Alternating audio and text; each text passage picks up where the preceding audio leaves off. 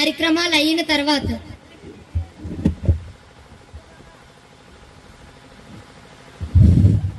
అమ్మా అమ్మా, నువ్వు నా బండి గురించి ఏం ఆలోచించు?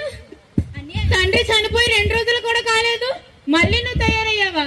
ఏంట్రా రవి ఇది? అమ్మా, నువ్వు నా బండి గురించి ఏం ఆలోచించు? రవి రవి హాస్పిటల్ తీసుకువెళ్దాం పదండి.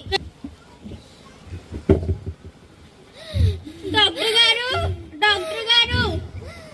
ఏంటండి? ఇది మా అన్నయ్య కళ్ళు తిరిగి కింద పడిపోయి డాక్టర్ గారు.